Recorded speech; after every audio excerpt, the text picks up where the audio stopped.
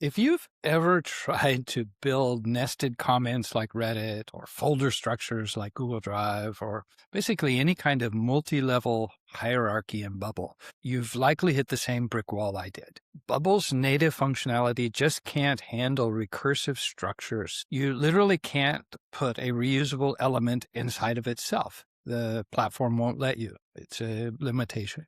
But here's what's crazy. I've spent the last 6 months working with a plugin called Tree Explorer by Go Increment, and it's completely changed how I handle these situations in Bubble. In this video, I'm going to show you exactly how to set up tree structures in Bubble, how to handle multiple data types in the same folder system, and a critical mistake that most people make that breaks their entire implementation. By the way, I'm Dennis Lewis from ratio.dev. We've built over 50, 100 production Bubble apps. And this is legitimately one of the most powerful plugins that we use for our clients. Stick around because I'm also going to show you a real production example from one of our client apps where we use this exact system to manage, complex document hierarchy. And I'll break down the complete database structure you need and all the nitty-gritty details. But first, why can't you do this natively in Bubble?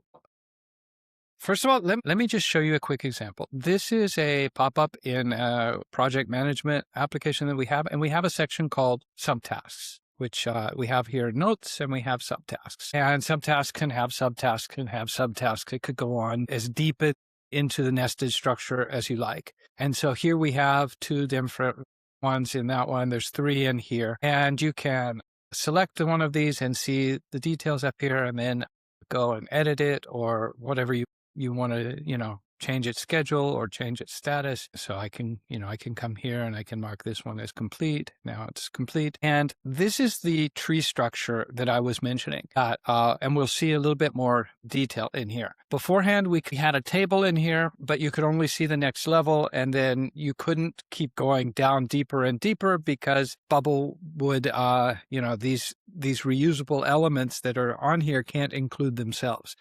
And since you can't put a reusable element inside of itself or inside of another reusable element that contains that first one, that creates a circular dependency, and Bubble just doesn't let you do that. And, there's some kind of workarounds with tables that you can kind of get around a little bit, but it just was clunky. It didn't solve the actual problem that we're seeing here, is that you want to be able to see the whole structure, and you don't want to have to just go one level deeper and then reset the pop-up and go one level deeper. And imagine that this was a blog post and these were comments and replies. You want to be able to see them in a structure that makes sense for your specific application.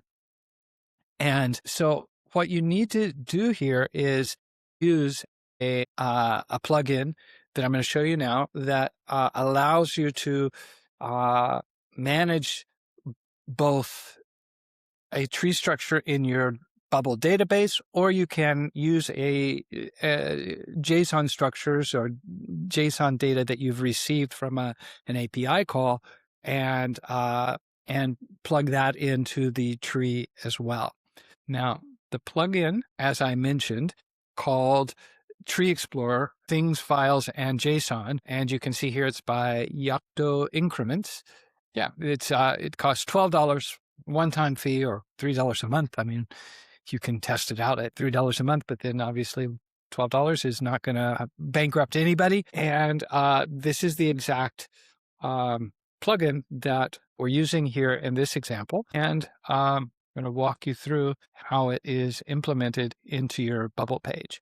Here is what we're seeing here. This was the card where I'm showing the actual data of the selected element in the tree. And here I have the tree element created. And I'm just going to walk you through all of these fields here, just kind of give you an idea. So in my case, the root node of this tree structure is a task, and it is all of the children items sorted by date due. So they're sorted by when they need to be accomplished. In our database structure, a task, if I come here and go to task, what I have is a field of tasks. It's a list of tasks called children items. And that is the field that I'm using to create the tree structure.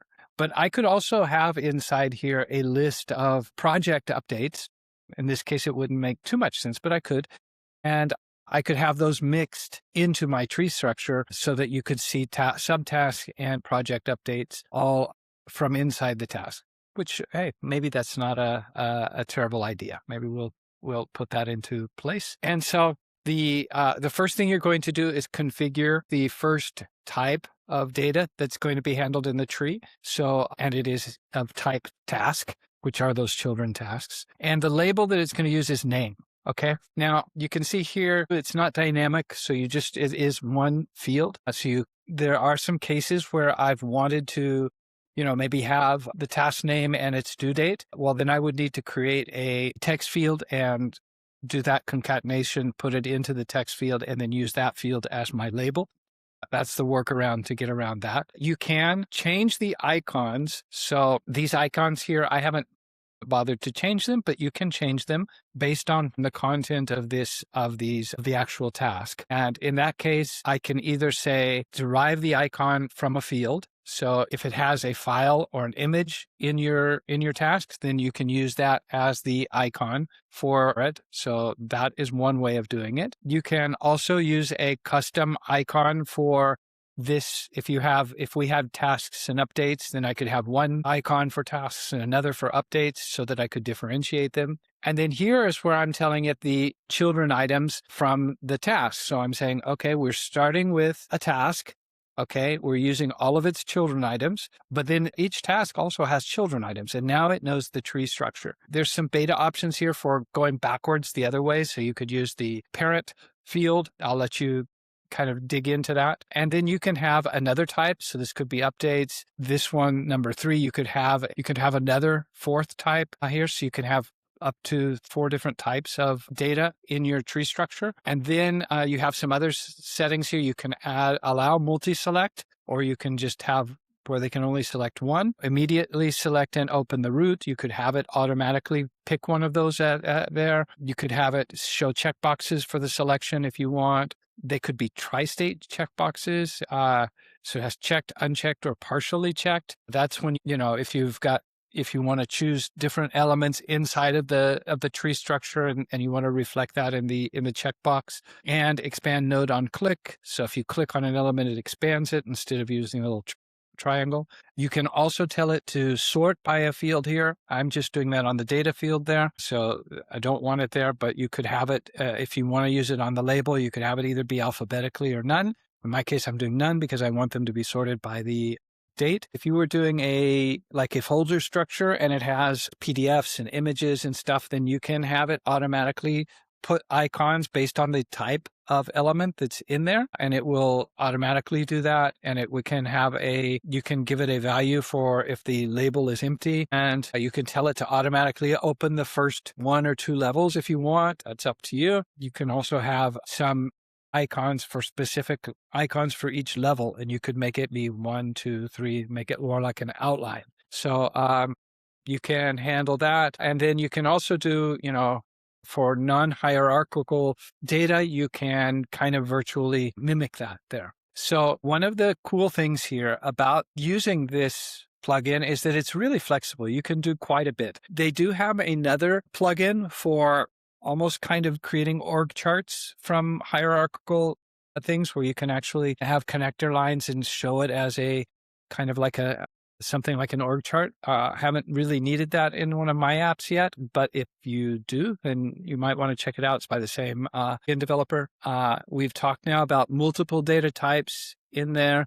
We've seen a little bit about how the database setup. It's very simple. You just create your list of children inside your table, and then use that to go down the structure. Nothing really complicated there. Some pitfalls here. Before I wrap up, if you let users manually set the parent relationships, then you can actually create some circular references, or you can have like a Unix file system where a folder is actually appearing inside 2 different folders. Okay, you can do that. That is doable, but be careful. It could kind of get a little messy there. You don't want to load too much data at once. So, I don't think this would be awesome for thousands of records. I think it would it would kind of probably not handle that really well. Haven't had that need, but do be careful about it. And then, like I said, they can take a little bit longer to render. So because it does have to kind of process this through the plugin. So do take that into account. But for having nested comments underneath a blog post, for creating a folder structure where users can create subfolders and store pieces of information in those folders, perfect example for this. For subtasks, like we've seen, that works also. So if you've enjoyed this video, be sure to go to ratio.dev and sign up for our no-code resource center. You'll find the link to this plugin and to all the other vetted plugins that we recommend in there. You'll find podcast episodes, tutorial videos, great books to read, just a lot of stuff there. We're updating it constantly. It's totally free, so just sign up with your name and your email. If you're a business owner or a founder and you're interested in using no-code, or you're interested in creating software to create competitive advantage for your business, definitely recommend that you sign up for our school community called Bubble Gods. There, that's where we do live Q&As, and we have courses set up with all of our videos structured exactly what problem you might have at this point in time. And I hope you've enjoyed this video. Give it a like, a thumbs up. If you want to subscribe to our channel, I would really appreciate that. That makes Tony and I really happy. And if you need help implementing tree structures in one of your Bubble applications, just feel free to reach out to us and we will set up a call and talk with you and see if we can help you out. Thanks a lot for watching. See you in the next video.